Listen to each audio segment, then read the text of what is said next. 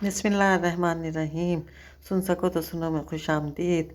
Novel लेकर आए हैं बेली राजपूत हकीमल का किस्त नंबर 28 के साथ आपकी खिदमत में हाजिर हैं।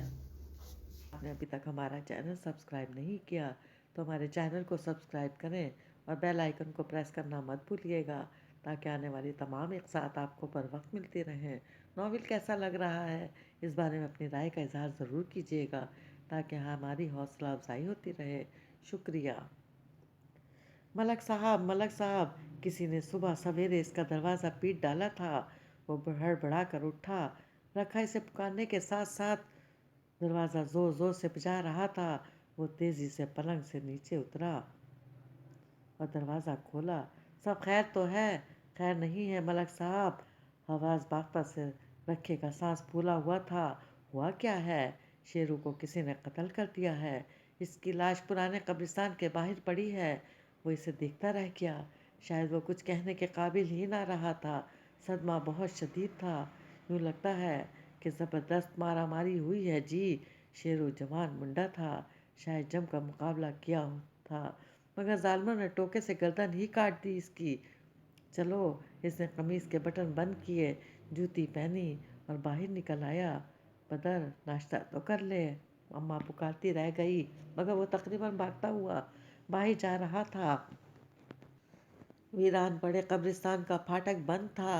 फाटक के तरफ शेरू की लाश पड़ी थी। वो पहलू के बल गिरा पड़ा था। गर्दन पे किसी तेज धार आले का निशान था। शायद कुल्हाड़ी के 2-4 वार किए गए थे। करीब ही ढेर सारा खून पड़ा था। इसके कदम सुस्त पड़ गए। दिल में ढेरों दुख उतर आया। वो आहिस्ता आहिस्ता चलता शेरू के करीब आया और पंजों के बल ज़मीन पर बैठा। दुख से इसे देखे गया। वो इसका बहुत पुराना, बहुत वफादार दोस्त था। वो हमेशा इसके लिए बेहतरीन गोश्त, बेहतरीन दूध मंगवाता था। वो बहुत खूनख्वार था मगर बदर की आँख का इशारा समझता था। इसे याद था जब वो इसे इधर बांध कर गया था तो इसकी हिदायत सुनकर वो कितनी समझदारी से बैठ गया था, जैसे वो वाकई किसी को अंदर नहीं जाने देगा। वो एकदम चौंका। इसे याद आया इसने शेरू को कब्रिस्तान के बाहर बांधा था ताकि वो किसी को अंदर दाखिल ना होने दे। इसे अंदाज़ा था कि कब्रिस्तान का भूत फाटक खोलकर अंदर दाखिल होता था। वो चाहता तो छोटी सी 4 दीवारी को फांद भी सकता था मगर जाने क्यों वो हमेशा फाटक इस्तेमाल करता था। इसने इसलिए कुत्ते को बाहर बांधा था। अब जबकि इसकी जंजीर खुली पड़ी थी जैसे किसी ने हाथ से खोली हो, ना कि शेरों ने तुड़वा ली हो। करीब ही ताज़ा मिट्टी की खुदाई का निशान था। बात कुछ समझ में ना आती थी। क्या वजह थी कि कुत्ते को भूत ने खोल दिया था? इसने बगौर देखा। शेरू की लाश से चंद कदम दूर गोश्त का एक टुकड़ा पड़ा था। इसके साथ एक फाख्ता और 2 गुलहरियाँ मरी पड़ी थीं। बात इसकी समझ में आने लगी। चोगापोश को यकीनन कुत्ते की बाबत इल्म हो गया था। वो जहर आलूद गोश्त साथ लाया था। इसने यकीनन इसके सामने गोश्त फेंका था।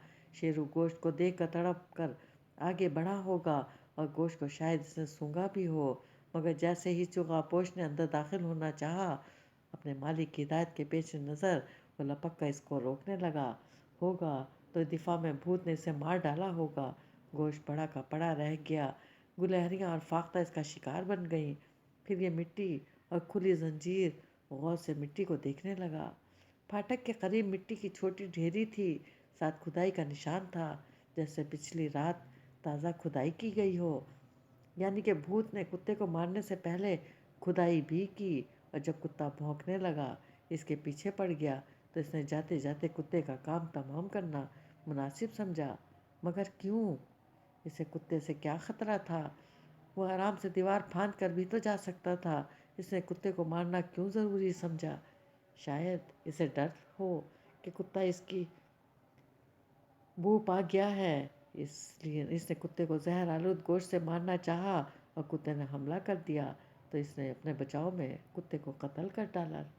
वो इधर उधर ज़मीन पर गौर से देखता फाटक तक वापस आया। चूटियाँ शेरू की लाश से इर्द गिर्द रींग रही थी। शेरू की गर्दन पर खून जम चुका था। इसने झुककर शेरू का मुंह खोला। कुछ मालूम ना होता تھا کہ اس نے چوغا پوش کو کاٹا ہے کہ نہیں، کیا کرے؟ اب پھر وہ ٹھہر گیا۔ شیرو کے پنجوں پر ناخنوں کے اندر گوشت کے ریشے پھنسے تھے اور معمولی خون بھی جمع تھا، یعنی شیرو نے بھوت پر پنجوں سے حملہ کیا تھا، اور یہ حملہ اتنا شدید تھا کہ خون رس کا شیرو کے پنجوں پر بھی لگ گیا تھا، اور یہ خون اس کا اپنا خون نہ تھا کہ اس کے ساتھ ریشے بھی تھے، یعنی اس وقت چوغا پوش کے جسم پر کتے کے کاٹے کا نشان موجود تھا۔ وہ ادھر ادھر پھر سے دیکھنے لگا۔ اس کے نوکروں کے قدموں نے کھرے تباہ کر ڈالے تھے، ورنہ اسے امید تھی کہ اس صورتحال کے بعد چوغا پوش کو کھرے مٹانا نہیں رہے ہوں گے۔ پھاٹک کے باہر دائیں طرف بالآخر اسے 3 قطاروں میں کھرے نظر آ گئے۔ اس کے آگے پیچھے کے کھرے تباہ ہو چکے تھے۔ وہ غور سے انہیں دیکھنے لگا۔ قدموں کے کھرے تھے، جوتی کے نہیں۔ دائیں پاؤں کا کھرا صاف تھا، بائیں پاؤں کا کھرا آدھا تھا، جیسے چوغا پوش اس ایڑی پر زور دے کر پنجہ اٹھائے چل رہا ہو۔ کیا وہ لنگڑا تھا؟ مگر نہیں، شاید وہ لنگڑا کر چل رہا تھا۔ یقیناً شیروں نے اس کی ٹانگ پر زخم دیا تھا، اور زخم یقیناً ٹانگ کے خاصے نچلے حصے یا پاؤں پر تھا۔ گویا بائیں کھروں پر خون کے قطرے 3-4 قطرے گرے تھے۔ زخم شدید تھا۔ وہ کھرا کس کا تھا یہ صرف کوئی کھوجی بتا سکتا تھا، مگر کھوجی پولیس کا آدمی تھا۔ وہ نادر شاہ کو اب کسی بندے پر بھروسہ نہ کر سکتا تھا۔ بہرحال مرتے مرتے بھی شیرو اپنا کام کر گیا تھا۔ اب اسے گاؤں میں کسی ایسے شخص کو ڈھونڈنا تھا جس کے پاؤں یا پنڈلی پہ تازہ زخم ہو، یا جو لنگڑا کر چلتا ہو۔ شیرو نے مرتے مرتے بھی وفاداری نبھا دی تھی۔